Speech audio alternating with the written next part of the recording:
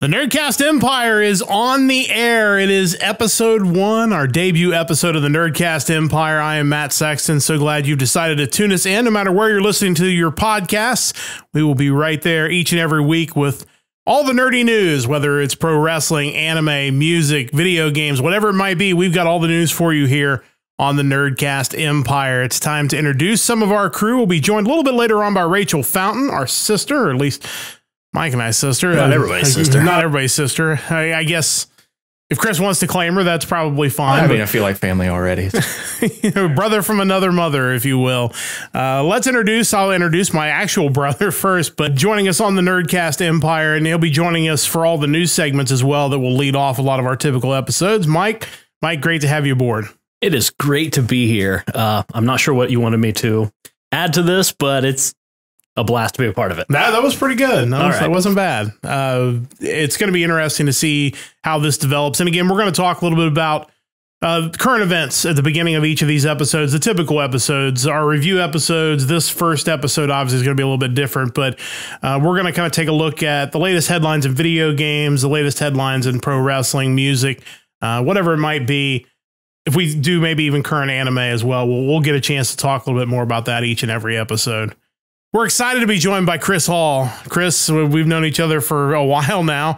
Obviously, also a big fan of all things nerdy, and we're excited to have you as a guest and a host on our podcast. I'm excited to be here. I mean, I've already said it multiple times, sound like a broken record, but happy to be here. Happy you brought me in with your family, and we'll see where this goes. Should be pretty exciting. We're going to move you a little closer to the microphone, get you a little bit closer. Otherwise, everybody's going to be wondering if Chris is real or just some figment of my imagination in my head. It's great to be here, Alex, and it's an honor to be working with Sean Connery. We're going to have to come up with a master list of all the things that people are going to have to know to understand every reference in the Nerdcast Empire. It's going to be a lengthy list, I think.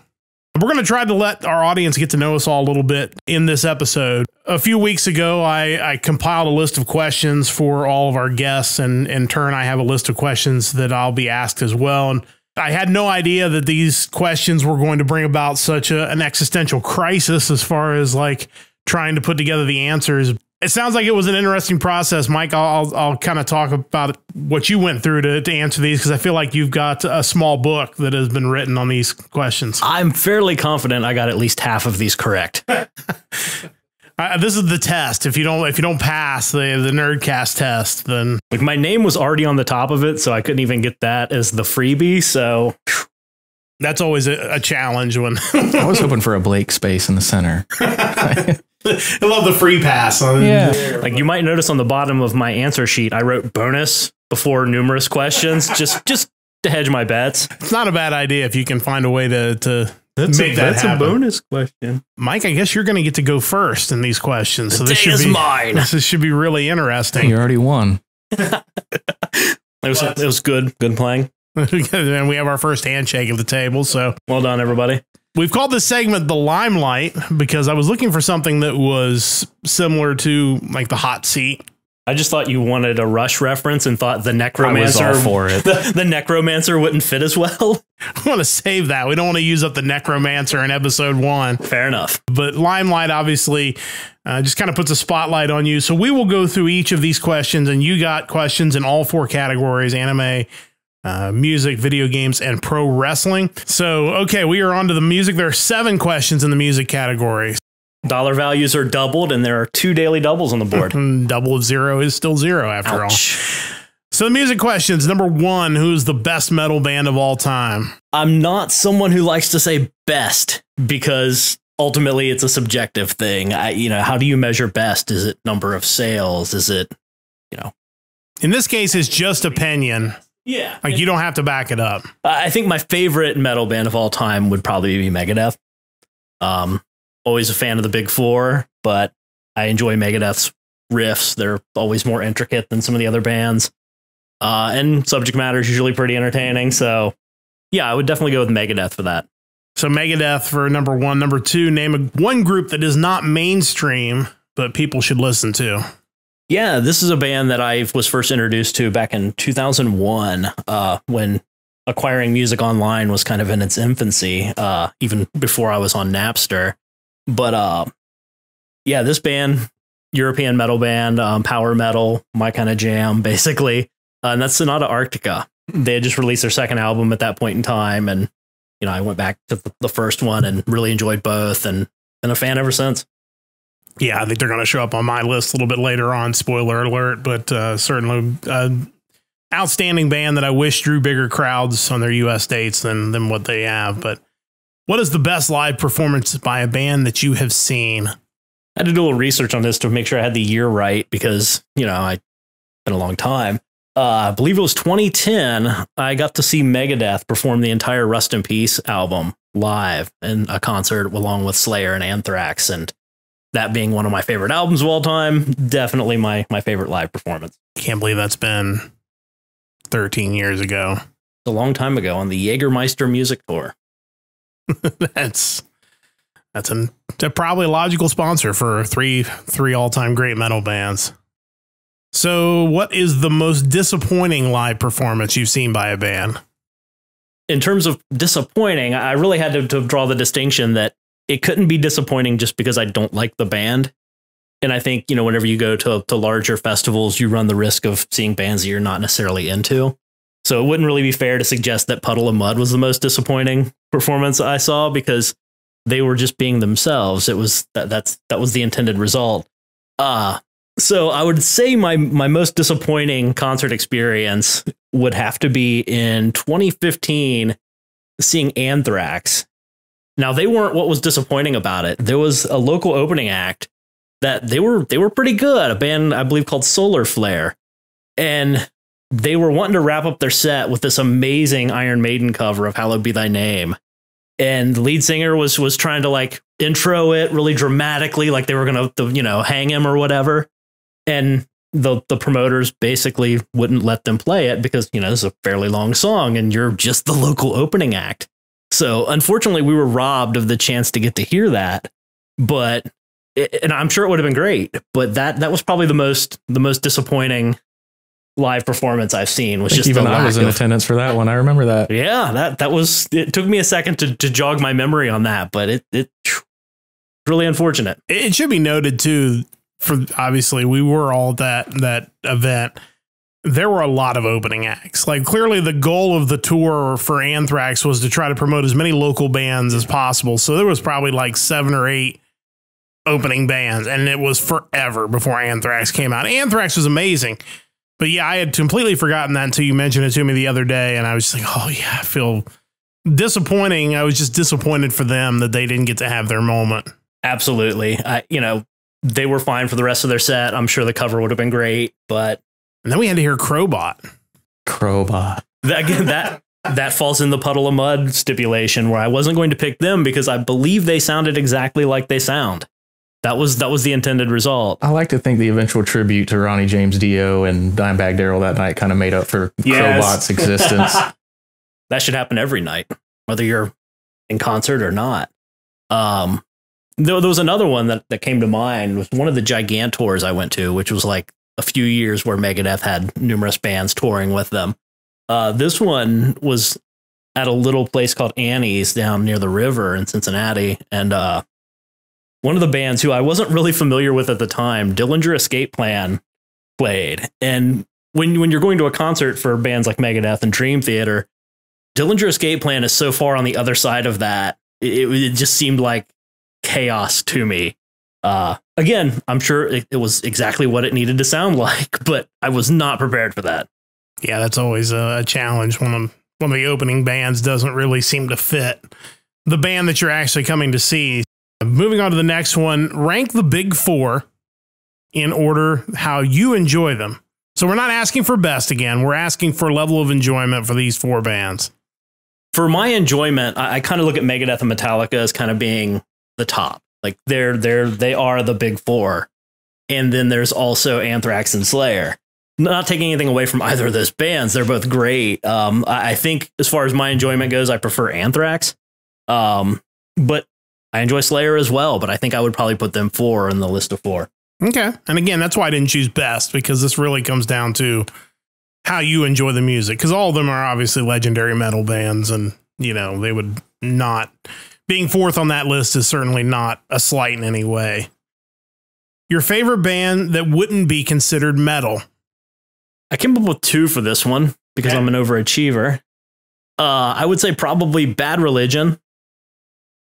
Definitely more on the punk side of things. And then also kind of crossing over to the gaming category, the band The Megas, a band that basically covers music from Mega Man and then have also done like Castlevania as well. But really creative, enjoying the Mega Man series like I have as a kid.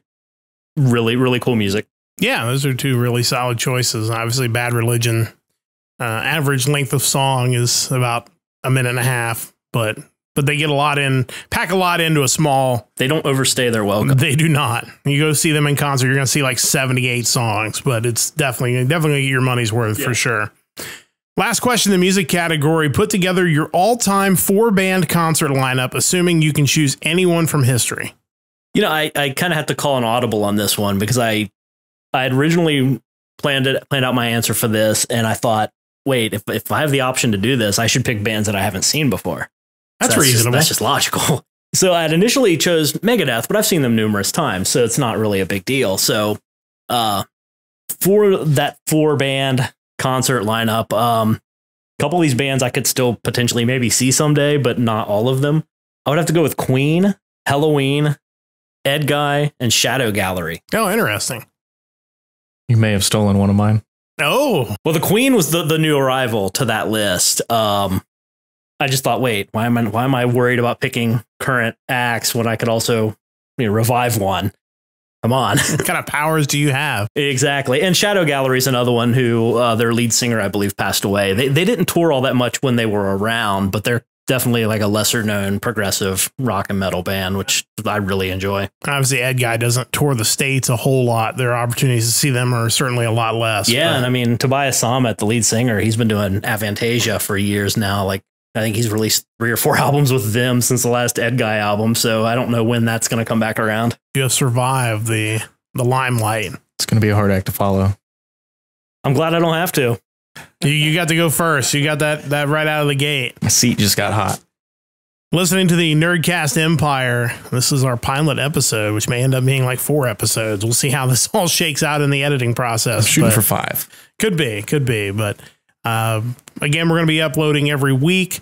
Coming up in our second episode, we will be reviewing SummerSlam, the biggest party of the summer, coming up in Detroit, and the match card really looking good for SummerSlam. And WWE continues to be very hot as far as its attendance and live crowds, and honestly, the storylines. Obviously, everybody looks at the Bloodline as the big storyline, but honestly, up and down the card, things are getting the attention they need. So looking forward to a recap of SummerSlam. But now it's time to put Chris Hall on the limelight, the hot seat, if you will, to go through these questions. You also got questions in all 4 categories and have some handwritten notes to go through. Yeah, so you got some curveballs in here, not the same as Mike's. That's good. That makes it interesting. And then, obviously we can't all be right. A little generational gap between you and us, which I think is going to make this interesting. And obviously having Rachel's perspective, I think gives us a little different look at things too. And that was the point of,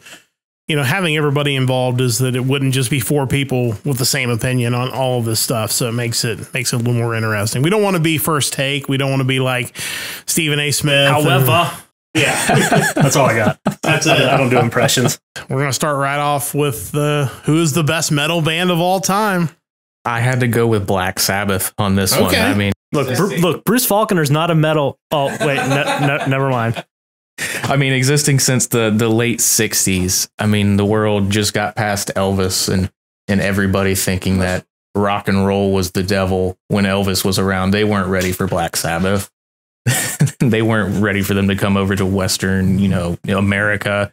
I mean, they have inspired so many other bands. I mean, listing all the bands that have done a Black Sabbath cover. I mean, you got Metallica, Typo Negative, Anthrax, Pantera, Sepultura, and those are just some of the popular ones. Primus, Primus. I've tried to look up like just a list of Black Sabbath covers, and I couldn't get to the bottom of it. It was just hundreds and hundreds of songs. They've inspired so many people, and I think that's what makes a great band. I think that's a really fair choice. I mean, it's, we had the chance to see the Heaven and Hell version Yeah, Dio's Black Sabbath, and that was cool. But it would have been, it would have been awesome. I would almost rather seen Dio solo, and the regular lineup, the original lineup of Black Sabbath. And just to think that when Black Sabbath goes out to get a backup singer, they get Ronnie James Dio. Yeah. I mean, if you're Black Sabbath or Van Halen, you can pretty much get whatever singer you want. Exactly. Yeah, that's a good choice. I definitely would consider them one of the all-time greats. I mean, when I hear rumors that Tony Iommi has already written every riff ever known to man that's going to be created, I believe it. I mean, it just seems believable to me. And I mean, between him, Ozzy, Dio being factored in, their names are easily up there on the Mount Rushmore of metal for me. Yeah. I don't think there's any question about that. Name one group that isn't mainstream, but people should listen to. I actually found out about this band from Mike. A band called Rumpelstiltskin Grinder. Yeah. Yeah. No, I can't say I've listened to a whole bunch of this band, but I couldn't not name drop Rumpelstiltskin Grinder. Such an amazing name. If I remember correctly, I think they changed their name at some point. They did. I can't remember what it was too, but yeah, that was a thing. But they're the ones that get the shovels, grab a shovel. We've got bodies to bury. Yeah, they're all about burying those bodies in the front yard, not in the backyard. Backyard. That's where they're gonna look for them. The breakdown kind of before the chorus is just so intense. Oh yeah. No, I highly recommend anybody listening. If there's anybody listening, go out, check out Rumpelstiltskin Grinder once. You don't have to go back to them after that. But better yet, do that and then come back to me and tell me if it's worth. I did have a secondary option. They weren't really metal, so I didn't know if they fit into this category. Right. But a more believable answer. There's a more alternative band called Bender. Okay. And this is a band that I've had pop up in my life multiple times and didn't associate it until recently. So I can recall playing ATV Off-Road Fury for the PlayStation 2 back in the day. And this band was featured. Bender had a song called Superfly on it. And later on in life, like easily over a decade later, I'm watching a movie called 3,000 Miles to Graceland. Yeah. And they have a song in there. I wanted to say it was either Angel Dust or one of the other songs off of their Jehovah's Hit List album, which is amazing title for an album. Oh, that's tremendous. Yeah. Kind of hate that I didn't think of that. Exactly. But, they put out this album with an amazing title. They got at least 3 songs that I absolutely love. They come on early in the album. And after that, there's really nothing else that I can find from them. They just fell off the face of the earth. I feel like they struck gold and walked away. Wow, that's good. I like that. It's funny you mentioned that I introduced you to Rumpelstiltskin Grinder. Another friend of mine, I mentioned recently that Scar Symmetry released a new album, and he looked them up, and now he's like hardcore into them. So it's like, man, I've been listening to this band for years. Like, I know I've mentioned them. Like, why are you just now getting around to this? It's most of my obscure music is either come from Mike or it's come from anime. Like, this is a Japanese band. Like, I found them in anime or J-Rock or something like that. The best live performance by a band you've seen? The best live performance, I had to go, it was around 2014, I'm going to say. It was Motley Crue's first final tour. I got to be a part of that up in Columbus. And the reason it became the best live performance to me wasn't even necessarily because of Motley Crue. They had Alice Cooper as an opening act, and I've never seen someone put on a better show than Alice Cooper. I mean, if it's possible for someone to sound better than they do on their studio album, Alice Cooper did it even at his age, and he is just a pure showman. He had an outfit for, I think, every single song. He changed outfits. I have a friend of mine that I went to school at NKU with, and I just finished up a few years ago, and she loves Alice Cooper. And it's like to see someone so much younger still get into that music and just, it's always great. Like, the greats are just timeless. Like, you're going to have fans of Alice Cooper forever, and that's really cool. He definitely felt like he shouldn't have been the opener that night, not to go against Motley Crue on this one. But even Crue put on a good show. We got it pretty early in the tour, so Vince Neil wasn't entirely out of breath yet. He remembered the lyrics to his song. I was gonna say that maybe Alice Cooper lost the like pie eating contest that determined the order. Like, you got to go on first. Sorry, man. It's funny you mentioned that, though. I saw Motley Crue with Megadeth in either 1999 or 2000, and Megadeth opened. And my takeaway was like, why are you opening for Motley Crue? Like, they both put on great shows, but Motley Crue was a show and Megadeth was a concert. Right. And, like there was a definite shift in focus there. I think that kind of defines it. Yeah, it's like these people that go see Taylor Swift. It's like you're going to see an event. Like, you know, the music is what it is. Obviously, it's not my type of music, but you're clearly going because it's a spectacle. It's like the halftime of the Super Bowl type of show. Like it's an event. I may have even been a little biased toward that concert because as a drummer, watching Tommy Lee, they introduced at that concert, it was called the Crucifier. Just watching him start from the front of the stage and his drum set flip, just rotate 360 degrees all the way to the cheap seats of the crowd. I think that was the biggest drum rig he'd ever used at the time. It was just magnificent to watch. And that was part of the whole reason I even got tickets to the concert, was to see what ridiculous things Tommy Lee could do. If I remember correctly, he wasn't with them when I saw them.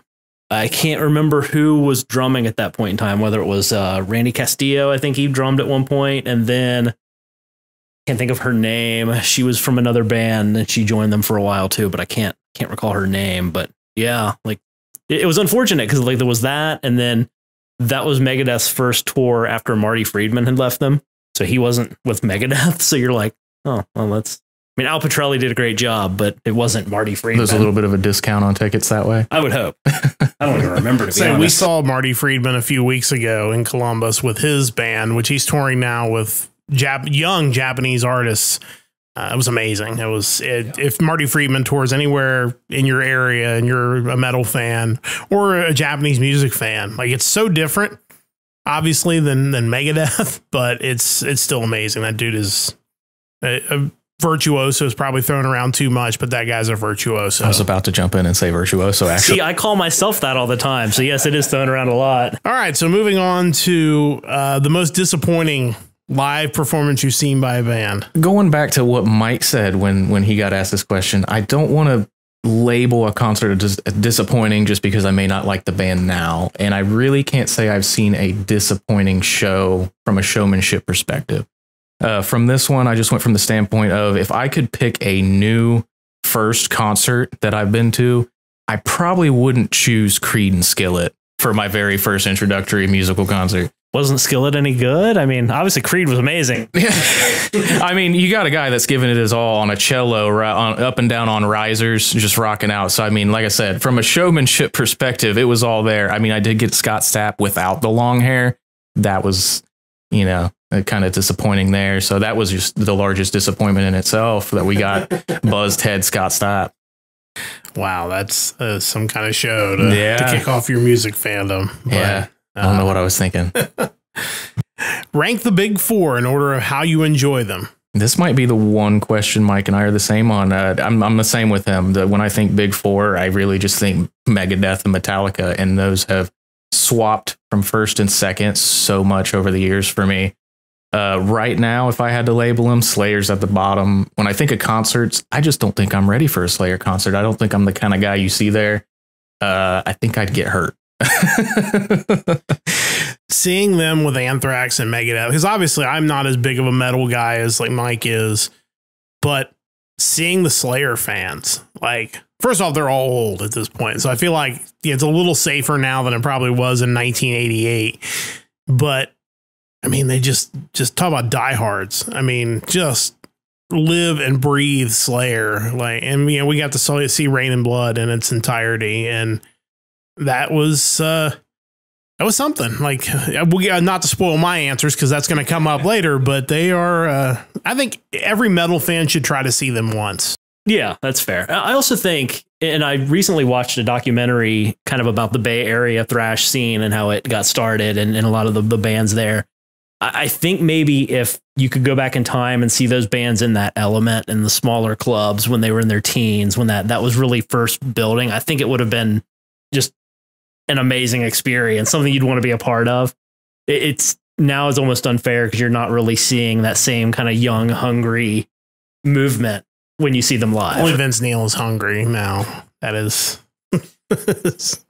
He's the only guy that's hungry at that age. But yeah, I would agree with that. I mean, just to be in that moment, there are certain bands I just think over the years that if you could have been there in their formative years and heard something that you just haven't heard before, what that would be like. I mean, we'll talk more about Rush a little later on, but Rush is one of those groups. Like, if you imagine just seeing them in just some random place in a high school gym in Canada, like, and it's like, who are these guys? What are they doing? Like, this is so different. And, you know, those guys, the big four, you know, they redefined what metal was going to be forever. And can't imagine what that experience hearing those guys the first time would be like.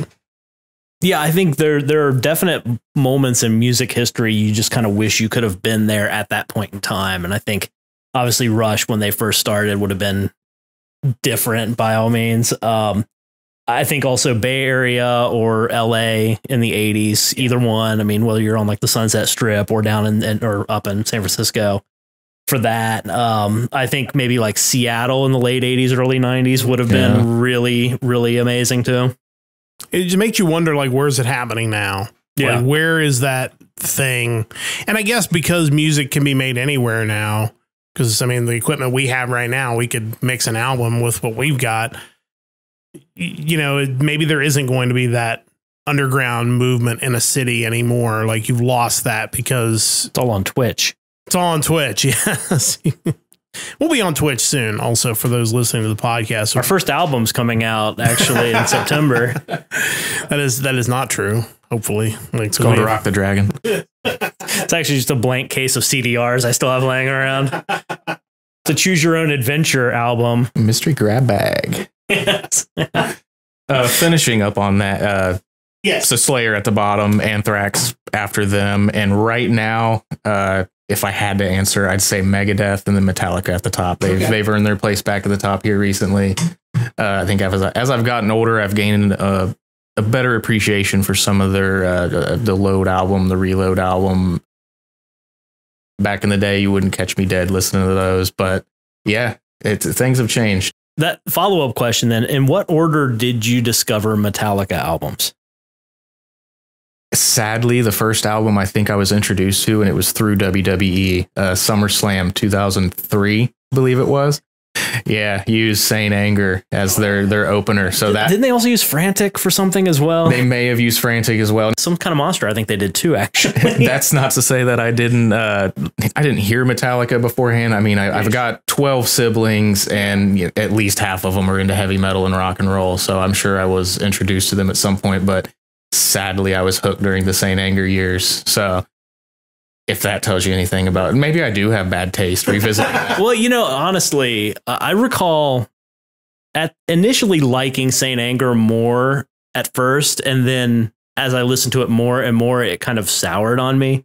There are some good moments to it, but so much of it just feels disjointed, and the drums are just... I think it was the overlap for me. I mean, like, so many of the things we're talking about here overlap with each other, but when WWE came out using Saint Anger, I can still remember the promo video for it was the second Elimination Chamber they'd ever done. And just the video footage of, you know, Goldberg spearing Kevin Nash, Shawn Michaels coming out, posing on the ramp, Jericho hitting him with a chair, just all these hits being undertoned by that horrible sounding drum. It just seemed to fit there. And I think I think back to that Elimination Chamber, and that's what made me like the song so much. Yeah. Yeah, see, for me, obviously being older, I can't remember if I heard the Black Album first. Oddly enough, I borrowed it from our next door neighbor growing up and never gave it back to him. I don't think he even remembers, obviously, but there was the Black Album, I think, and Justice for All. But I was of the age where Load and Reload were coming out in my childhood, like in my teen years. So like, I enjoyed them. Like they felt like rock albums to me, but I really liked them.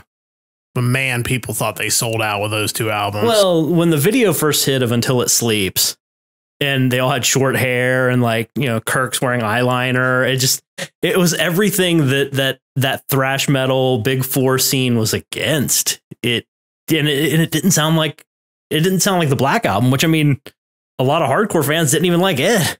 I just think back to the behind the music, the Jason Newsted comment, like, we sell out. Like every seat and every show or whatever, you know, I mean, that was dramatic. But then again, I'm one of the few people I think that like their concert album with the orchestra. Yeah, S&M. The S&M was so good, and the two singles off of that album, Minus Human and No Leaf Clover, are two of my favorite Metallica songs that they never went back and created studio versions for. And I hate that because I feel like they would get more respect if there was a studio version to go with them. Instead, it's just the orchestra, which I like a very wide range of music. So it worked for me as a music fan, but I don't know that it works for everybody, especially hardcore metal people. Not to add to the Big Four conversation too much, but it bothers me that the only one of the Big Four I've seen so far is Anthrax. I went and saw them with you guys. So I am trying to fix that next year. I'm going to see Metallica on their tour with Pantera. Get to go to Boston, go to Foxborough. Nice. Huge Patriot fan, so it is kind of weird to me that the first time I'm going to that stadium is to see a concert and not a NFL game. Yeah. But yeah, I'm super excited for that. At least I can say I've seen half of them. Yeah. Yeah. Well, Metallica is the only one I haven't seen. Same here. So of course I saw 3 of them in one show, which helped. Made that a lot easier. But yeah, that's a good answer. My answer is going to be different. So we'll get to that here in a little bit. Your favorite band that you would not be considered metal? Rush, no question. That's changed throughout the years. Last couple years, I've gotten hooked on Rush. Finally, I used to be the guy that, oh man, I can't stand that dude's voice. But no, once I figured out they're essentially all masters of their own instrument. Alex Lifeson, I think, is just one of the most underrated guitarists of all time. There's nothing I can say about Neil Peart that hasn't already been said. And Geddy Lee, I mean, Chester Cheetah said a lot of it. Yeah, that's best drum of all time. They're a group that I regret not having seen while they were still same. And especially when I have friends that have seen them, over a dozen times live, and I get to hear about it. I wish I could have been there. Had I known life would have been, so short for Neil. I mean, just going to see the theatrical release of that concert was just like... I don't know of another band that I might go, be tired for work the next day, staying up until however late that was in the morning to just watch almost a documentary on a tour and not even a tour. Yeah. We are on to our final music question. Put together your all-time 4-band concert lineup, assuming you can choose anyone from history. So you put some stipulations on yourself, Mike. You kind of thought about it. You wanted to see bands you had never seen before or may not even have a chance to see now. So exactly. I thought of it that way as well, but I also added the stipulation. I really tried to keep it in a similar genre. Okay. Like something that would really be booked. Yeah, something. The tickets would be absolutely ridiculous. But so I went Rush, being my favorite non-metal band. I had to include them there. And working around that, David Bowie. Yes. I would love to see Dave. I was afraid you were going to say Dave Matthews Band. I can't even follow up on that. There was some joke to be made about ants marching, and David Bowie, I was just an absolute showman, even by himself. And in that same regard, just like Mike, I threw Queen in there, Freddie Mercury, the whole band there, just the theatrics they put on. And it was tough to figure out a 4th band to round out Rush, Queen, and David Bowie. So who opens for that group? I think they just have to play simultaneously. They just alternate songs. Yeah, they just have their own stages. I don't know. So 4th, I went Pink Floyd. Nice. Yeah, I mean that's a band that I kind of grew up on with my brothers. I think every single one of my brothers loved Pink Floyd. I got a brother who played a ton of Pink Floyd cover songs, so getting to listen to that and getting into them myself over the years, I'm sad I never got to see them live. That's another topic too, actually, just bands that we didn't get to see that we wish we would have, just standalone. Yeah. I think back Rock on the Range 2007, I got to see Velvet Revolver, which was really cool, but I never got to see Stone Temple Pilots. Yeah. It wasn't quite the same. Still really cool. Like Scott Weiland had like a really cool presence on the stage, and getting to see him with Slash was obviously not a bad thing either. I think there's some recordings out there, me and my brothers covering Stone Temple Pilots. I don't know if it has the same effect as Scott Weiland. Indistinguishable. STP was a legendary band, and certainly I think it continues to influence, I think, a lot of music today. Rick Beato's interview with Robert DeLeo from Stone Temple Pilots, you should watch that if you haven't. It gives you a new respect for their songwriting process and just everything he brought to the band, because you really didn't even think about the other three guys in the band more often than not. You just thought of Weiland. So that was really, really educational. May even be an interview we can link, right? Yeah, we can link to that. I remember all these things that we need to be linking.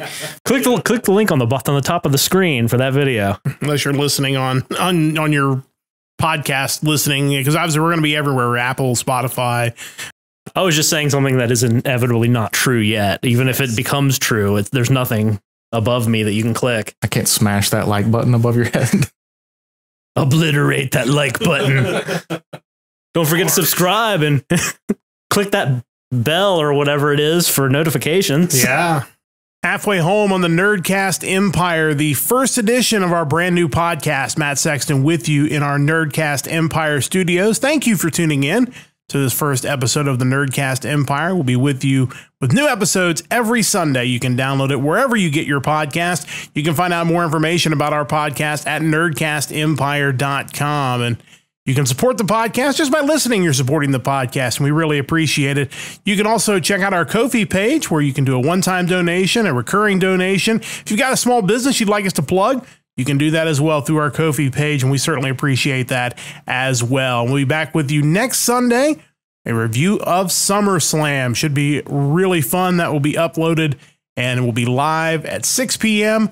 1 week from when this was released. It'll be the first podcast of August for us here on the Nerdcast Empire. But it's time to bring in our sister Rachel for her musical takes. My takes will be coming up in just a little bit. Thank you for tuning in to the Nerdcast Empire. Continuing on the Nerdcast Empire, and we are welcoming in our sister Rachel to join us on this podcast. Rachel, how's it going? It's going good. How's it going with you guys? It's going pretty well. I am here. Mike is here and ready to roll, and we're going to be getting your takes on some of these questions that we've been asking so far. And today, of course, is the music episode, so we're going to go through, and with each question, you can kind of explain your thinking, and we'll maybe bounce some follow-up questions off of you, and we'll go from there. Sounds good. So we're going to start with the first music question. Who is your favorite band of all time? Well, I'm going to get made fun of, but that's why we ask you here. I got to say Backstreet Boys. I mean, I have other options. Obviously, I would have picked Queen's up there if I'm going with like a rock band or depending on the genre. But I have liked the Backstreet Boys since I was 12. I've been to at least 8 concerts of theirs. Their music has just been a big part of my life and has got me through some tough moments, especially their 4th album, Never Gone. And our mom liked them a lot. So I really have always bonded with mom. I bonded with mom on that. So, yeah, they've just been a huge part of my childhood and adulthood. So I think the bigger discussion is what makes a band. Right. Right. That is a really good question. And I think the question almost has to be, what's your favorite musical act? Right. Just to... Sure. And that's where I struggled because I kind of went back and forth. I'm like, well, technically Backstreet Boys aren't a band. They don't play their own instruments. They are a boy musical group. So in that case, I would pick like a Queen or a Journey or even the Eagles. But sure, Backstreet Boys are just, I own so much of their stuff and I've met them twice. So it's tough because it could go different ways depending on how the question's asked. That's kind of why I ask it that way, because I figured it would lead into more of a discussion on, what qualifies as a band versus what qualifies as an act, like you said. Yeah, and there's no shame in not being a band. You clearly you have a talent, you're bringing something to the table, even if it doesn't involve playing instruments or being a band. Right. Yeah, I completely agree with that. And I think there's a lot of talk right now in the music industry about playing to backing tracks and whether that, kind of maybe takes away from your band status if you're not actually out there playing as a band.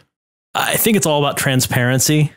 Like, if you buy tickets to see the Backstreet Boys, you know what you're getting already. Right. Their notoriety speaks for itself. They're not going to play guitar solos during the show. No. It's not going to happen. Conversely, if you went to see an aging band that you assume is playing live and you later find out that some of the parts have been pre-recorded, yeah, I could see being maybe a little disappointed. Definitely. I think that's a fair way to look at it. So 2 very legitimate answers to that first question.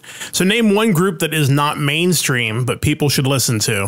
All right, so I listen to a lot of Christian music. Really, that's probably my biggest genre. I would say, because most people probably don't listen to Christian music, so I would pick Casting Crowns as Counting Crows. I've thought about that. I love Michael W. Smith, but their music's just fantastic. I mean, there's just the stories in their songs, and they all have some kind of story behind them. Just very uplifting, very motivational, very encouraging. That's fair enough. And certainly I would say not necessarily mainstream act in that case. There's really only one Christian band, and that's Striper. Anyone else, keep trying, but you're never going to reach that pinnacle. I saw they were just at this Christian festival, this camping festival. It's called the Live Festival. It's in Ohio. It's I can't remember exactly where it's at, but they were just there. They're one of the main event acts one night. Absolutely, they would be. I was like, man, I should have been there. I feel like if you could see Striper and Fozzy in the same night, I feel like you've checked off a couple of major boxes as far as band performances live. Oh, definitely. I know Chris Jericho might be the biggest Striper fan of all time. That is amazing. He has good taste. I mean, there's no question about that. Say what you want about what he does with it, but he's got good taste. No question. So the best live performance by a band or musical act that you've seen, I'll open that up to give you a little bit more leeway there. Well, I appreciate it. Obviously, Backstreet Boys, I've seen 8 of their concerts. They've been fantastic. But I would also say I've seen Trans-Siberian Orchestra live, and you can't beat them when it comes to rock Christian Christmas music. Like their albums, like Christmas Eve in Sarajevo, amazing live. They were fantastic. I've never been to Sarajevo, so I wouldn't know what it's like live. No. Probably not as great as it used to be, I would guess. Yeah. But probably better than it has been at the same time. That's true too. It's probably seen its worst. Yeah, I would hope so, certainly. But Trans-Siberian Orchestra is a band that it's kind of like an all-star band, right? They bring in different people to kind of fill out the roles from time to time. So it's not necessarily one set lineup that has been throughout the existence of that band. Absolutely. I know various guitarists who have been in prominent rock and metal bands have filled in for TSO, and I'm sure they put on an amazing show. Oh, it was so good. They almost always come around during the holiday season. Certainly check them out if you've not done that. What is the most disappointing live performance you've seen by a band or a musical act? Skillet. I saw them. Did they burn your food? Yes. No. I saw them at a Christian music festival at Kings Island here in Ohio, and their music was so loud. Their pyro was so loud, and you could barely understand any of the words they were saying in their songs. Their songs have pyro in it? Right. Yeah. Well, I mean, I know WWE likes to use them quite a bit. So, but yeah, as we left, we could hear them better outside of the venue as opposed to inside the venue. So do you think it was a Skillet issue, or was it a Kings Island issue, the way they were like miking them up, or the speaker setup or something like that, as opposed to maybe not the band's problem? Right. And that was what I even talked to my husband about this. Like we were talking about how maybe it wasn't really Skillet. It was more just the way the sound was set up that night, and just maybe there's not as good of acoustics inside of the Timberwolf Stadium at Kings Island, that maybe live they'd be better in like a regular venue.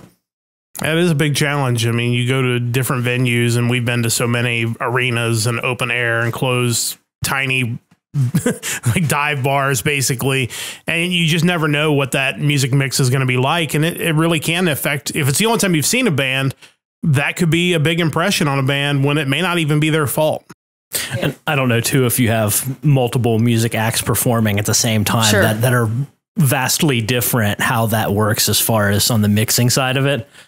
Like maybe the previous group would have sounded really good, and they didn't adjust for what Skillet was going to bring. Interesting. And yeah, it could be Skillet, could be the mixers, could be the venue. We're not sure, but certainly disappointing, it sounded like. Yeah. All right. So I threw this question out there just so you could get all the hate mail. What are the top 3 boy bands of all time? Okay. So Hanson. How dare you? I mean, at least they did play their own instruments. And, so they were like children when they first started. So they were quite literally a boy band. Yeah, I think the youngest one was closest to my age, I think. I'm not quite sure. But I had friends that loved Hanson, but I gotta go Backstreet Boys. I'll put Boyz II Men there in that group too. They wouldn't probably agree. They've always considered themselves a vocal group and not a boy band, but they definitely influenced probably most of the boy bands that came after them. Their music's fantastic. Their harmonies are great. And then I'll go NSYNC too. You can't argue that their Bye Bye Bye album, the No Strings Attached, one of the biggest albums of the 2000s, at least early 2000s. So is that 1, 2, 3 in that order? Just so the NSYNC fans will know that you're putting them third. 100%. They're third place to me, or maybe even lower. But I put them there. It's hard to argue that they're not one of the biggest acts of that time. I knew this would be the most controversial segment of our podcast. Yeah, and obviously this isn't my area of expertise by any means, but I think the thing about NSYNC is that I believe you had someone like a Justin Timberlake who was the star of the group, whereas the Backstreet Boys were really just kind of a group first. None of them really had any meaningful solo success. You're right. And, we've talked a lot even recently about Cool High Harmony from Boyz II Men, and that being kind of one of the formative R&B albums of my youth and teenage years. That was one of those albums that kind of opened my eyes to music that wasn't rock music or even like mainstream pop. It kind of crossed over between that pop and R&B setup. Yeah. It's kind of interesting. I think you could probably draw some parallels between the boy band era and the hair band era. Yeah. Where you had groups that probably didn't really want to be associated as that term. Right. If instead they saw themselves more as, an ensemble vocalist act or something to that effect. And I think you can see the same in like the hair band era, where there were musicians that were legitimately good that got kind of lumped into this, what was hot at the time, and probably to their detriment, really. Would you consider like a Saigon Kick one of those that kind of got lumped into that hair metal? Yeah, I definitely would. I mean, they came along late in that era and unfortunately had a hit ballad. And if you were to go back and listen to their catalog after that, you would find that it's a lot more eclectic and not very metal-y in many instances. You're right. No, it's very, I don't know how you would classify it. It's almost like a pop rock. At times it feels like they have inspiration from even like the Beatles in their music. Yeah. Like it's kind of out there as far as what was popular at the time. Definitely an interesting corollary there between bands that got lumped into boy bands and bands that got lumped into the hair metal era as well. So your favorite band that would be outside of your most listened to genre? Okay, so my most listened to genre is probably Christian or their children's music, because I have a 7-year-old and a 3-year-old. But outside of that, I mean, I mentioned a second ago, Saigon Kick had a big influence on my junior high and high school, because riding to school with Mike, we listened to The Lizard. We listened to the song What You Say. That was one of my favorite songs every morning on the way to school.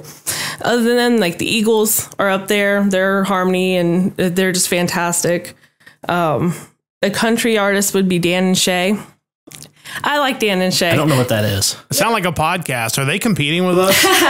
They're a duo. It's a morning show, I think. They had Welcome to Dan and Shay in the morning on Kickin' Country. I don't listen to a lot of R.I.P. country Kickin' anymore. Country. I don't like a lot of country anymore, but they were more of like a Rascal Flatts type. They have a lot of good harmony, more like ballad like songs. I also put Nickelback on my list, so I like Nickelback. So that may be more controversial than the NSYNC take earlier. If you told me there was a list that included a country music act and Nickelback, I would have to assume it's something negative. The list of bands Mike will never see live. That is accurate. Like was not invited was the end of that sentence. Yeah, that's interesting eclectic mix there of bands outside of your listen to genre. Final question in the music category for Rachel. Put together your all-time 4-band concert lineup, assuming you can choose anyone from history. And that's hard. I struggled with this question. I'm always going to pick Backstreet Boys. I have to. Queen. I'd love to have seen Freddie Mercury live. His vocals were fantastic. As a band, their music was fantastic. I struggled with this. I even still am struggling with this. even my current list is not what I'm going to go with. Eagles. I would love to see Don Henley. And then, oh man. Are you changing your list because you think we're going to make fun of it? Or are you changing your list because your opinions have changed? I literally have people on the side. So I'm like, I could interchange any of those with some of these and I would still be happy with seeing them live. I'll go with NSYNC too. There's always been this big thing where at least the boy band fans would like to see Backstreet Boys and NSYNC tour together. Because I mean, you don't get much bigger 1999, 2000 than Backstreet Boys and NSYNC. So I'd love to see them tour together. I don't think that'll ever happen because I don't think Justin wants to. The money they would have to pay him for that. He's so successful. I mean, they're getting ready to come out with another Trolls movie, and he's one of the main voices in that. I mean, he has no reason to want to go back. That concert would be very expensive. Extremely expensive. Yes. But I think that's true of all of us because we all had that question. So as you go through the podcast and listen. How many times did Queen show up on these lists? A lot, really telling that Queen has influenced all of us, but also I think Queen has influenced most modern music in one way or another, whether it's rock or pop music, or I would say probably even metal. A lot of the, especially like British metal bands, I would imagine took a lot of, you look at just the musicianship of Queen. I think a lot of that carried over into some of those bands of the early and mid 80s coming out of the United Kingdom. But you think of Metallica covering Stone Cold Crazy. Oh, yeah. Like, there was a point in time where Queen kind of fit in with that whole new wave of British heavy metal, even if they weren't predominantly metal or exclusively metal. Yeah, right. I think that's just a testament to that era in music, but also just how great Queen was. And certainly you would never go wrong putting them on a concert bill of the all-time greatest concert band lineup. So Rachel, you have survived the music section. Yes. Congratulations. And thank you for joining us on the music edition of the Nerdcast Empire. Thank you for having me. Big thanks to Rachel for joining us on this first edition of the Nerdcast Empire. Matt Sexton back with you in the studios, and it's time for my takes now, as we're going to flip the script. It'll be Chris Hall asking me the music questions, and I will do my best to try to answer those as we wrap up the first edition of the Nerdcast Empire. Question number 1 might be the hardest one. Who is your favorite band of all time? So this was a hard one because I really wanted to say Rush. It would have been a good answer. They're the right act. Yeah, I think that's the right answer. Sometimes. I tried to pick a band that obviously I liked as a group, but also liked the work of the individual artists. And to me, the Eagles is probably my favorite band of all time, just because Donovan McNabb was amazing.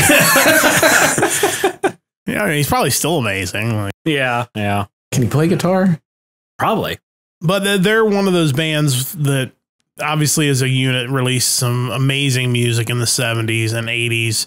But then the individual artists, Don Henley had just an amazing solo career. Glenn Frey, of course, he's since passed away. Some of his stuff from the mid 80s, very iconic solo songs. A guy like Timothy B. Schmidt that maybe doesn't get the credit as a vocalist, but it's almost interesting that they brought Vince Gill in to be kind of a part of the group, because to me, like, those two guys are very similar vocally. I think kind of range. Yeah, similar kind of range there. Well, I think too, we talked earlier about Black Sabbath and bringing in Dio as lead singer. You think like with Eagles, they had a guitar opening and Joe Walsh, who was already an established act, just steps right in. It's like when you're that level, you can get whoever you want, apparently. Right. And each one of them brought that element, the star power to the band, but somehow they made it work for a long time. And then obviously they broke up. And then, of course, was it 93 when the Hell Freezes Over album and tour came out. And, then they continued on and continued to make good music. And I have not seen the Eagles. They're getting ready to do their supposed final farewell tour. I would love to go see a show. But I have seen Don Henley, and that's one of those few times that I've seen like a diva artist. Because like he was the only band, like he was the only act playing. He showed up like an hour late, like whatever the on stage time was supposed to be. He was like an hour late, but then like he put on a 2-hour show that was every song you wanted to hear from Don Henley, all of his big Eagle songs, all of his big solo songs. He probably just had some dirty laundries while he was late. Honestly, probably it. They were amazing, and I would say they're probably my favorite all-time band. Yeah, I mean, with them doing their last tour, maybe that could be an outing. That would be awesome. Potentially for a cast. We're going to need some donations to our podcast to cover that trip. Good time to throw that in there.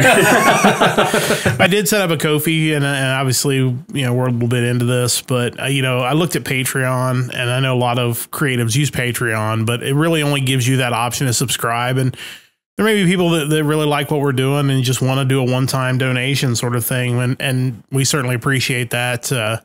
But it does have the option to do a subscription as well, and we certainly appreciate that. And we'll talk more, and you'll see on the website about the perks of subscribing. We'll try to do early releases on episodes and things like that, and obviously list supporters in our videos and on the podcast. So we'd certainly appreciate it, and a chance for us to do bigger and better things, which is obviously the goal. It's all really just leading toward me buying a complete in-box Earthbound for Super Nintendo. And how much is that going to set you back? Probably like $1,000 or something ridiculous like that. All right. Question number 2. Name one group that isn't mainstream, but people should listen to, in your opinion. I feel like we already mentioned Sonata Arctica, which was my answer, because they're amazing. So I almost feel like I want to pick a different answer because of that. And that's tough because, Sonata Arctica to me is one of my all-time favorite bands. Their music is just so good, and their concerts have been outstanding, even if there is only like 50 people there. And we had to drive to the most questionable parts of Louisville to see them a couple different times, but they were really good. I'm trying to think of another band that would fall into this category. I know you mentioned Ed Guy earlier. They were probably the first European band that I got into when we were working at US Bank many, many moons ago. That was another one of those jobs we can talk about in a future episode about jobs we've had and done. Well, a few times Mike and I have had a chance. We worked in the same place. We did not work in the same department, but at the time it was a job where you could basically just have an iPod and listen to music all night. As long as you were doing your work, they didn't care. So Mike gave me a bunch of stuff to listen to. And one of the bands was Ed Guy, and their stuff was just so different. It was just like this amazing metal music, but it was fun. I really feel like all their music was, trying to have a good time. Think of a song like Trinidad. Like if that's just a fun song. Like Lavatory Love Machine. Like, that's just a fun song. Like, but they also had, serious songs and ballads, and they were really, really good. So I could mention Sonata Arctica, and I did, but I think Ed Guy would be one that people should find. And like you said, not really getting a lot of new Ed Guy right now. I'm getting more Avantasia, which is fine. They're amazing too, but would love to see an Ed Guy tour and would love to go see them in person someday. The bank job just reminds me too of listening a lot to Cradle of Filth around that time. Yeah. Their Thornography album, just classic. That kept me awake driving home numerous times. Yeah, those were good days. We'll talk about that in a future episode. I say, if you haven't checked out Sonata Arctica, now that it's been mentioned by 2 different hosts, and I know they've both gotten me into it as well, you should definitely check out Sonata Arctica. They have somewhat recently released a couple of acoustic albums, and they're really, really good. If you want to catch up on them, that's a good, maybe if you're not even into metal, like their acoustic versions were really, really solid. So definitely worth checking that out. All right, we're on to the live performances. We'll start with, what is the best live performance by a band you've seen? So I knew that there was a lot of crossover in the bands we've all seen together, and so I tried to go off the board on this one, and I picked a Japanese band, Porno Graffiti. I had the chance to see them in Los Angeles in 2013 at Anime Expo, which was the most people I've ever seen at an anime convention, and they had like 80,000 people that year, and they've since gone past that. But Porno Graffiti played at the LA Live Theater, and Mike and I had the chance to see Jam Project in 2008, I believe it was, at Otakon. But at the time, Otakon didn't have the budget to bring Jam Project's band. They just brought Jam Project. So they did basically karaoke versions of their biggest hits, and then they did like a small acoustic set where they played acoustic instruments, and it was still really cool. But, Porno Graffiti was the first Japanese band I saw where they brought the show. It was the whole thing. And the thing is, like, I went to like their press conference and they were very adamant because I had seen I had one of their concert DVDs and they were very adamant, like, hey, the crowd participation stuff you see in Japan, like we expect that out of you all the stuff. So be prepared. And it was, the crowd did all that stuff and the waving and the whatever. And they just rocked. It was funny because I think they did the song Melissa like 3 times. Like they opened with it and then they did it at the end and then they did it for an encore. They were amazing. And it's been 10 years now since I've seen them and they're still making music and I would love to get a chance to see them again sometime. It's funny to think now it would be the song they do for My Hero Academia that they'd play like 20 times in a live set. Yeah, without a doubt. Like, nobody remembers because the Full Metal Alchemist Open, Melissa, which was the first Open, did not get played on Adult Swim or Toonami or wherever that was when first Full Metal Alchemist aired in the US. They went straight to Ready, Steady, Go, the L'Arc-en-Ciel song, which is a great open in its own right. But I always felt like Porno Graffiti kind of got cheated because here they are playing a Japanese open on US television. They didn't even play the right one. They played the wrong one. Because, of course, L'Arc-en-Ciel was a big marketing push. They released that. They released like CDs with that theme on there. Like, I get it. I think also to some degree it was that, well, this song rocks harder. Let's use it. Yep. It'll appeal more to this audience. Yeah. That's the same audience that like Rock the Dragon. So, you had to consider that. Clearly the fans there knew it and that was their big song at the time. So they definitely played that quite a bit, but it was really good. We recently just saw Rookies is Punked in Raleigh. They of course had the da-da-da-da theme. They also have done a bunch of stuff for Yowamushi Pedal. They broke up and decided that when they got back together, they would come back to Raleigh and play again. And lo and behold, they come to Raleigh and they put on a great show. So that was a lot of fun. But Porno Graffiti still, I think, the best show with an honorable mention to Billy Joel. Because I saw Billy Joel at Madison Square Garden, New Year's Eve, 1999. Y2K is going to hit. The world's going to come to an end. And here I am with a certain somebody that shall not be named. Did Voldemort exist back then? Yes, as it turns out. Here we are driving to New York, Madison Square Garden, Billy Joel for 3+ hours because he put on a 2-hour concert before midnight and then came back out and did another like hour and a half after midnight. Just because of the location, the time, everything else, that was a spectacle to see him at Madison Square Garden. But if I'd been with anybody else or just by myself, it probably would be number one. The company brings that down just a little bit. World didn't end on Y2K, it did not. Weirdly enough. Well, and the plan was to tell a little bit more of the story. We decided that we were leaving. I think we left on the 30th and we drove through to Pennsylvania and we decided we would get up and check the news on the morning of the 31st, figuring that it was already New Year's in Australia, New Zealand, Japan. If the world was coming to an end and everything was going crazy and computers were, blowing up and they were afraid planes were going to fall out of the sky and all this other stuff, we would just turn around and drive home. Well, it's like once you had New Year's in Japan and New Zealand and Australia and everything just seemed to be normal. It's like, well, okay, clearly we're fine. We're going to drive on to New York. I remember that New Year's, I was at a buddy's mom's house. They were kind of partying there and the Final Fantasy PlayStation 1 collection that had Final Fantasy 5 on it and 6, I think. Yeah, that's right. Came out and I was playing Final Fantasy 5 weirdly enough, and I'm currently playing it again. So circle of life. Good times. I was 6. I hate you. That's all I've got to say about that. Time is a flat circle. All right. On the other end of the spectrum, the most disappointing live performance that you've seen by a band. So the one year we saw Don Dokken live at Riverbend. And I liked some of their hits. I wasn't like a huge guy. And he wasn't the headliner. I don't remember who was headlining that show. Do you remember? I can't remember if that was a Poison show. Probably, because that was probably the first time I was going to concerts like that. It was mostly to see Poison.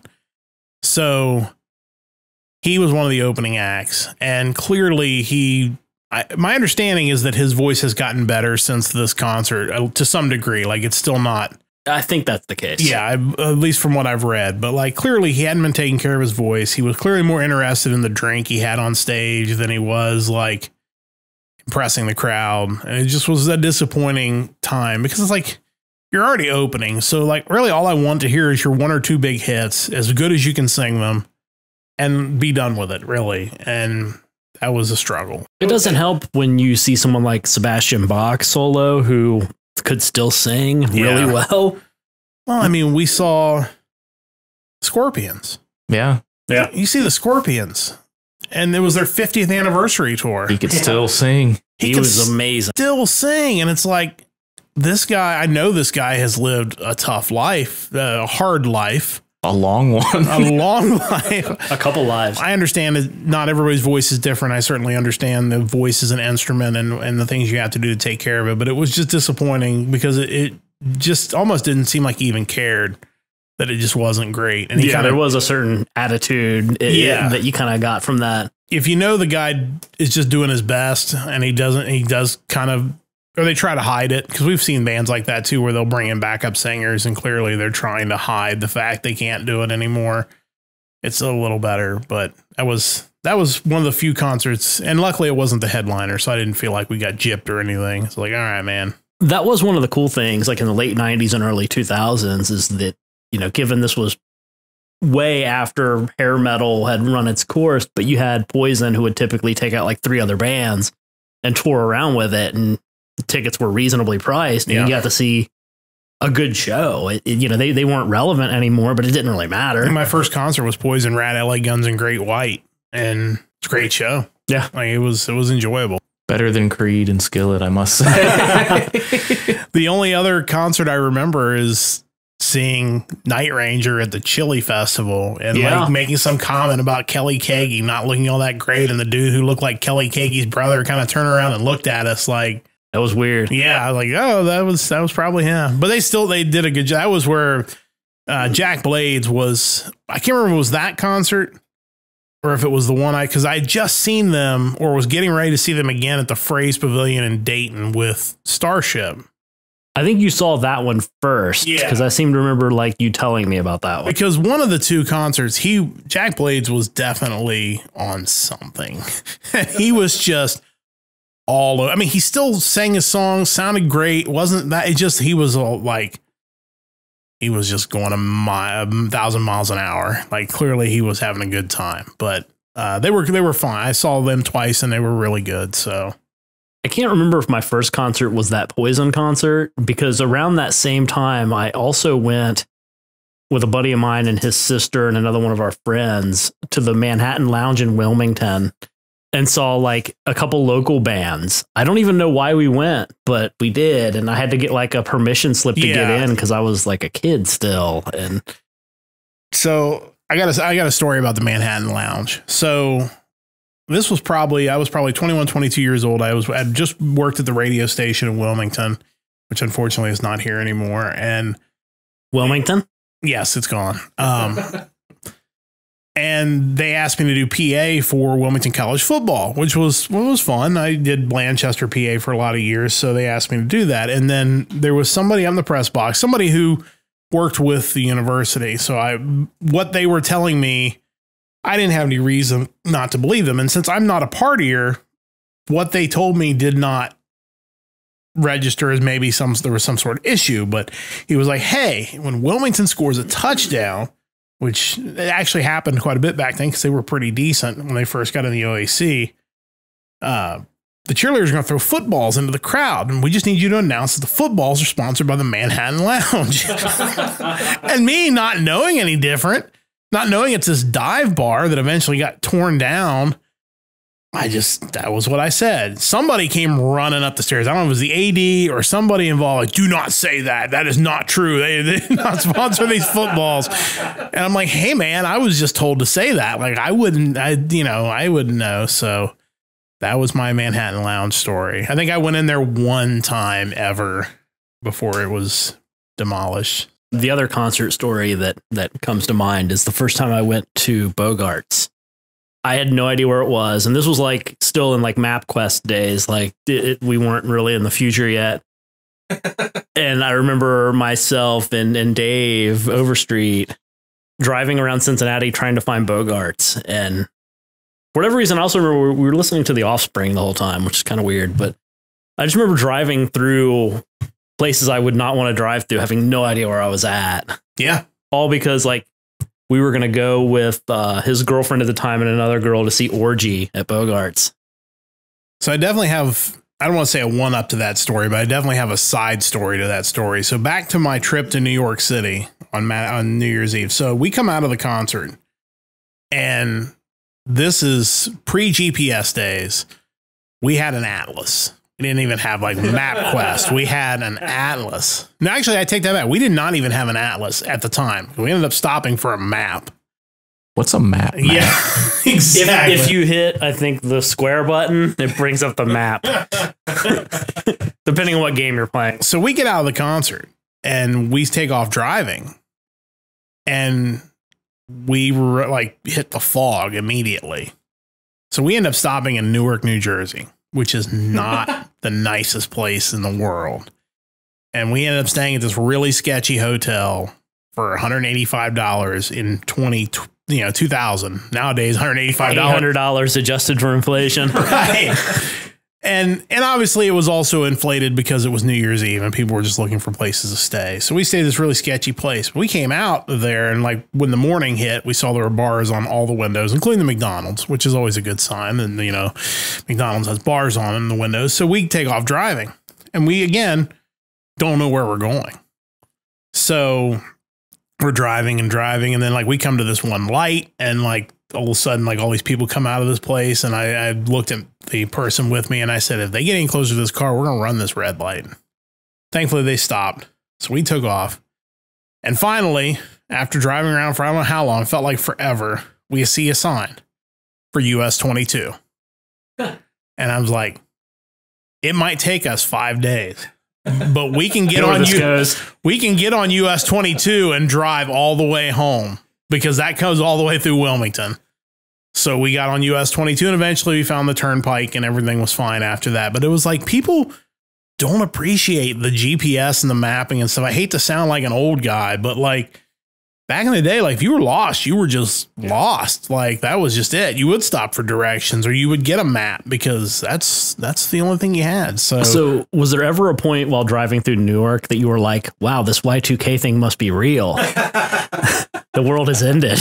You start to feel that way. This is like Mad Max here. What is this? It was definitely, and New Jersey, I'm sure has some very lovely places in it. That was not one of them. So, and then probably is a lot nicer nowadays, because a lot of the cities have kind of revitalized and stuff. But yeah, so that was my story of being caught. That was actually on their sign, getting into Newark, right? Not the nicest place. Not the nicest place. Yeah. Hey, what do you expect? And we've got another story like that. When we get to our episode about anime conventions, we've got another story about being in a not so nice place. And we'll get to that. All right. We are up to talking about the Big Four. And I believe you stated earlier that your answer is going to be a bit different from mine and Mike's. Yeah. Rank the Big Four in any order and how you enjoy them. And again, it's because it's how I enjoy them. And I think Mike probably already knows like how I'm going to rank these. Megadeth would be number one, because I kind of have gone to quite a few of the shows with Mike, and I really do enjoy their music. To me, like, they play metal in a way that is enjoyable to me. Like, it's not just noise, it's melodic, it's fast. It's just there's something about there. And then Dave is, he's got that voice. It just works. So but to me, Anthrax is number two. Like, I just enjoy their music. Their songs are fun. They're much more melodic than the other bands. When we saw them and Slayer and Megadeth, I knew what to expect with Megadeth, and they delivered. Like the one thing you can always say about Megadeth, at least I think from my experience, is when you go see them in a live show, that's going to be a good show. Like, they don't really ever disappoint. I didn't really know what to expect from Anthrax, and they blew me away. Like, they were so much fun, and their songs were so fun and sounded so great. They kind of won that number two spot ahead of Metallica. And I really like Metallica. Like, I really want to see them. But to me, I enjoyed Anthrax's stuff more. And then Slayer is last. But again, they are a little bit more on the edge of where I enjoy metal. Like, it's definitely the darker side of metal, and that gets to where it gets away from stuff I really enjoy, but they're really good. So that it would be Megadeth, Anthrax, Metallica, and Slayer would be my order for those four. I think each band kind of has their own thing they do well. Mm-hmm. And with Anthrax, both with Joey Belladonna and even with John Bush, like the vocals are just a different level than the other bands. Yeah. And that to me is why I think I enjoy them second most, like, because they're just, it's kind of like a band like Skid Row. Like, obviously it's the metal band, but man, I think the vocals just jump out of the radio and just they grab you. And it's, I think someone who's even not a metal fan can listen to, somebody like Sebastian Bach sing or Joey Belladonna and just be like, man, that guy can sing. Like, I can vouch for that. My wife absolutely loves Sebastian Bach. Not just because he's on Gilmore Girls either. So. I think too, it's kind of an interesting point is that John Bush was almost the singer of Metallica. Like that was almost a thing. And, it all worked out. Yeah. But it's just, that type of vocals in metal. It's why I like Sonata Arctica. It's why I like Ed Guy. Like, cause you have these guys that can sing that just bring Halloween. That's a group we haven't really even talked about a whole lot today, but all of their singers have been all of them. So, the Unisonic Project which was basically Halloween before they got back together. Right. It was so good. When I'm looking for metal music, I want a group that has a singer and has harmonies and has things like that really bring it out. And the guitar stuff is great too, but. All right, this next question you may have already kind of answered in trying to stray away from Sonata Arctica on the not mainstream. Your favorite Japanese band, past or present? I actually bounced back and forth on this one. I ended up going with Pornograffiti. I really do enjoy it. It's more because of the stuff that's not their anime stuff. Like that stuff's a little overplayed, but I really do enjoy their non-anime stuff. I really like L'Arc-en-Ciel. They're really good. TM Revolution, he continues to make music that's really, really good. Any of those would be an acceptable answer. I have another one, but they're in my last answer, so I don't want to steal the thunder from that yet. But yeah, I'd say overall Pornograffiti would probably be number one, but the other ones would be a close right behind. Speaking of the last question, putting together your all-time 4-band concert lineup, choosing anyone from history. Well, the two I've already mentioned, the Eagles, because they're my favorite band. So obviously I would want to see them in their full lineup. Same with the second band, Rush. I would love to have seen them at full strength. Those two would be an amazing show alone. So I went off the board on the last two. I wanted to pick one Japanese band and one other non-Japanese bands. I picked the Talking Heads. I think the Talking Heads are really underrated. They've got a really eclectic sound. Their stuff's really, really good. I think it would make for a very interesting concert. And then the band that I was going to pick elsewhere, but I saved them for this question, was Siam Shade. They broke up. They got back together for a little bit, but I really kind of hoped they would release some more music. Never really happened, but their greatest hits album is just fantastic top to bottom. I think they have one of the best Kenshin themes. Yeah. 1/3 Pure Hearted Emotions. They're just really good. And there is a tribute album to Siam Shade that was covered by American metal artists, and it's in English, the whole album. And it's really good too. If you're a fan of Siam Shade and a fan of metal, finding that and listening to that is definitely worth checking out. And that is going to wrap things up for episode 1 of the Nerdcast Empire. I thank you so much for joining us here on the Nerdcast Empire. I hope you'll come back and join us again next Sunday when we review SummerSlam. It should be an excellent event. Definitely looking forward to it. We will have a review up on Sunday at 6 p.m. That's when all of our podcast episodes will be released. Want to give a couple other shout outs before we wrap things up. A huge thanks to everyone on the Nerdcast Empire, Mike and Chris and Rachel, for taking the time out to join us on this podcast. Exciting new venture. I'm really excited to see where it takes us over the days and weeks to come. Also want to shout out Stove Leg Media. They are the ones that are hosting our podcast and helping us kind of get everything off the ground. Nate Metz, good friend of mine, done a great job building that Stove Leg Media empire, if you will, their own empire over there. So certainly check them out at stoveleg.com. It's going to be a great adventure. We're really looking forward to seeing where this takes us and what kind of topics we get into. If you have ideas for topics, shoot us an email at nerdcastempire.com. You can check it out on the website as well. That's going to wrap things up for this week. Thank you so much for joining us. We hope you will join us again next week here on the Nerdcast Empire.